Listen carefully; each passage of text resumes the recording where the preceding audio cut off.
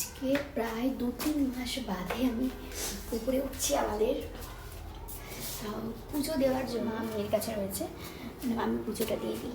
আজকে তো হলে পুজোটা দিতে চলে এসেছি। আর এখানে গপু থাকে, বৌদি গপুকে নিয়ে গেছে।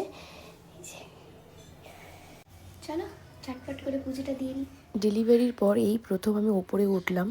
ওপরে ঠাকুরঘর বলেই হয়তো উপরে উঠলাম, যদি ঠাকুরঘর নিচে থাকতো তাহলে হয়তো উপরে উঠতামও না। তো পুজোটা দিতে চলে এসেছিলাম। আর প্রথমে আমি এসে আগে ঘরটাকে ক্লিন করে নিলাম, যেটা আমি সবসময় করে এসেছি বিয়ের আগেও। তো প্রথমে তো আমি ঘরটর মুছে বাসি ফুল পাতাগুলো সব ফেলে দিয়েছি। এবারে শিব ঠাকুরকে স্নান করাচ্ছি। আর আমি এরকম পুজো দেওয়াটা শিখেছি মায়ের থেকেই শিখেছি। আমার শিব ঠাকুরকে স্নান করানো হয়ে গেছে। এবার শিব ঠাকুরকে ফুল টুল দিয়ে সব সাজিয়ে নেব। আমার কিন্তু এভাবে সাজিয়ে টাজিয়ে একদম গুছিয়ে পুজো দিতে খুব ভালো লাগে, কারণ এটা দেখতেও সুন্দর লাগে।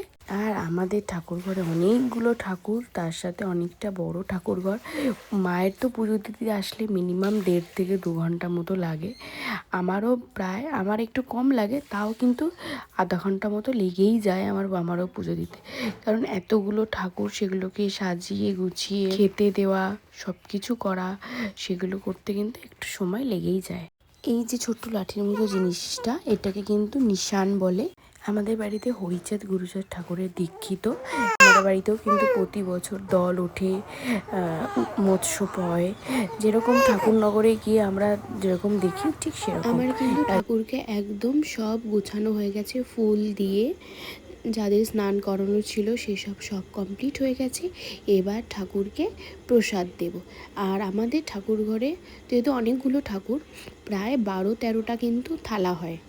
তো সেগুলো সাজিয়ে নিই, সেগুলো সাজিয়ে এবারে জল দিয়ে দিচ্ছি।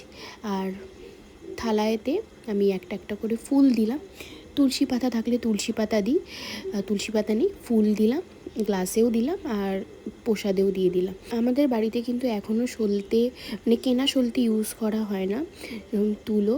তুলো পাকিয়ে যেভাবে সলতে বানানো হয় সেভাবেই সলতে দেওয়া হয়। এবারে প্রদীপটা ধরিয়ে ধূপকাঠি ধরিয়ে দিলাম। এবারে আমি পুজোটা দেব।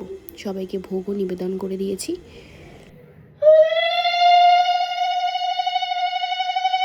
আর অনেক দিন পর যেহেতু পুজো দিচ্ছি, মানে উলুধ্বনি, তারপরে শঙ্খ, এগুলো বাজাতে কিন্তু, বিশেষ করে শঙ্খ বাজাতে আমার কিন্তু একটু কষ্টই হলো, মানে একটু টান লাগছিল পেটে।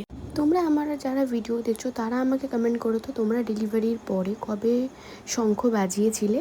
এই মাথা নিচু করে প্রণাম করতেও কিন্তু আমার এখন একটু কষ্ট হচ্ছে, জানি না কেন। পুজো দেওয়া হয়ে গেছে, এবার নিচে চলে এসে তুলসী মন্দিরে প্রসাদ আর ধূপকাঠি দেখিয়ে প্রণাম করে নিলাম।